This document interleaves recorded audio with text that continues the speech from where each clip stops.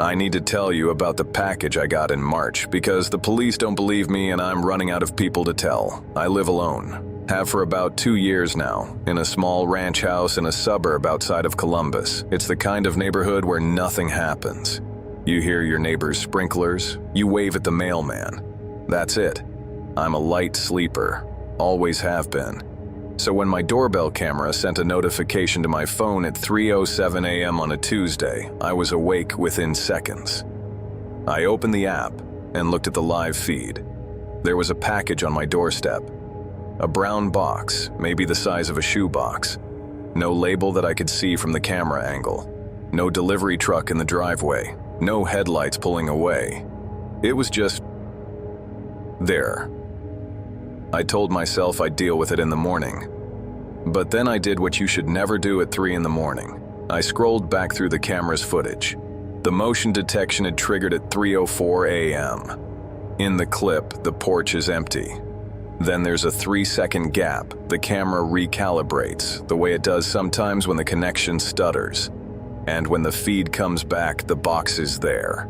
No one placed it, no arm reaches in, no shadow crosses the porch, the box just appears between 2 frames of footage. I didn't sleep after that. At 6 a.m. when the sun was up and I'd convinced myself I was being ridiculous, I went outside and brought the box in. It was light. No return address, no shipping label, no postage, just a plain brown box with my address handwritten on the top in black marker. Not my name, just the address. I opened it at the kitchen counter with a pair of scissors. Inside, packed in a single layer of bubble wrap, was a photograph. It was a photo of me, sleeping, in my bed, taken from what looked like the doorway of my bedroom. I dropped it. I actually dropped it on the floor and stepped back from it like it was alive. My hands were shaking. The angle of the photo. You could see my nightstand, the glass of water I always keep there, the phone charging on its cord. Everything was right. Everything was current. The sheets were the ones I'd put on last week. I called the police. They came out within the hour, took the photo into evidence, dusted the box for prints, nothing, and walked through the house room by room.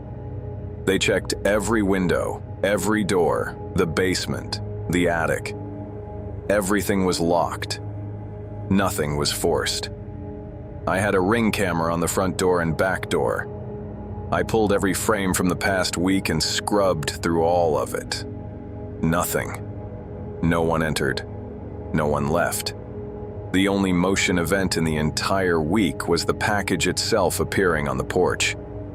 But here's the part that I can't stop thinking about. I reverse image searched the photo. I don't know why. It was a photo of me in my own bed. What was I expecting to find? But I did it anyway. And the search returned results. Not the photo itself, but the metadata matched a batch of images that had been scraped from smart home cameras and posted to a data sharing forum. One of those gray market sites where developers trade data sets for training AI models, security cameras, baby monitors, doorbell feeds, thousands of them, from homes all over the country. The forum was taken down 2 days after I found it, but before it went dark, I counted the entries in the data set. There were over 40,000 images, bedroom footage, living rooms, nurseries. I don't know who printed my photo. I don't know who left it on my porch, but someone, or something, had access to a camera inside my house that I didn't know existed. I've had the house professionally swept twice since then. An electronic security company came through with RF detectors, thermal scanners, the works. They went through every room, every vent, every light fixture. They haven't found a camera. They can't explain the photo. But every night, at around 3 in the morning, my doorbell camera still sends me a notification. A motion alert, time-stamped, logged in the app, and every time I check it, the porch is empty.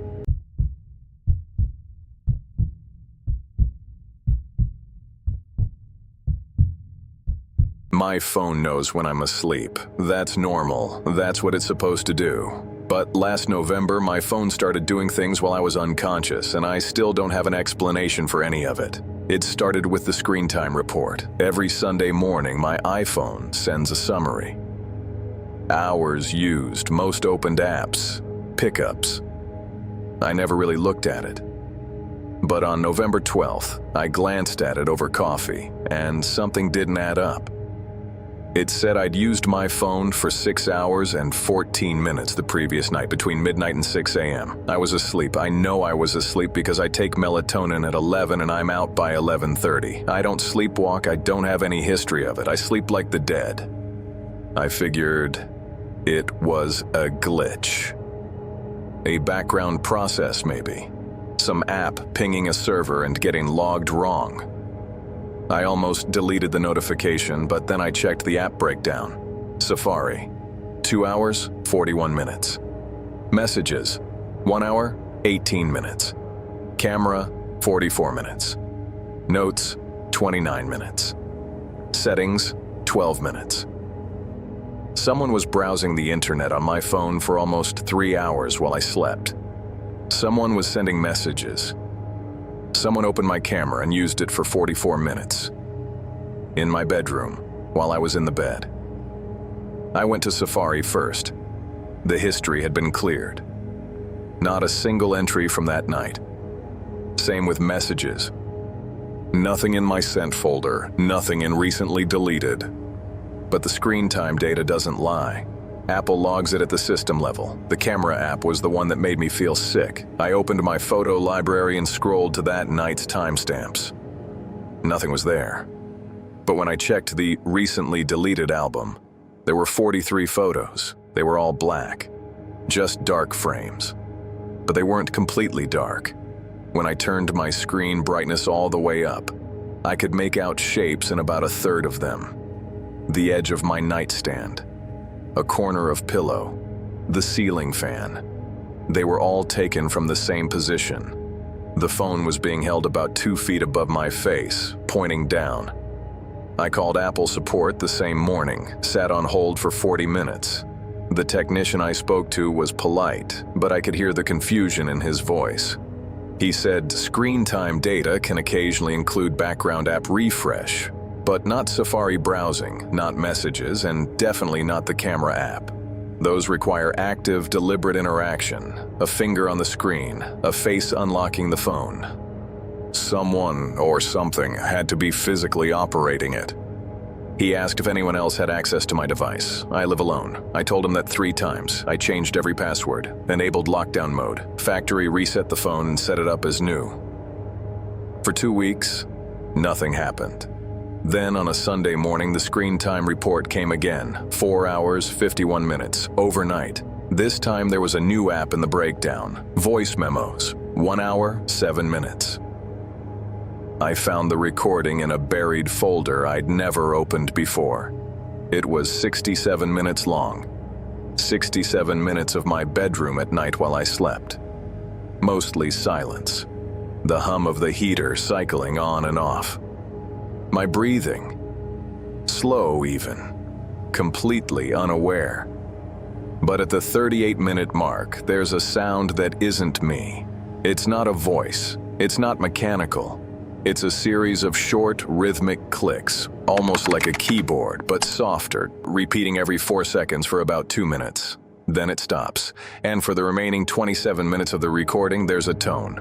Low, barely audible, just under the frequency of the heater hum. I played it for a friend who works in audio engineering. He ran it through a spectrum analyzer. The tone was a data transmission. Specifically, it matched the acoustic signature of ultrasonic cross-device tracking. The kind of thing some apps use to sync devices in the same room through sound waves humans can't hear. My phone wasn't being controlled by a person. It was being controlled by a signal. I sleep with the phone in another room now. The screen time reports have been normal since January, but last week my smart speaker started turning on by itself at around 3 a.m. I haven't checked its activity log yet. I'm not sure I want to.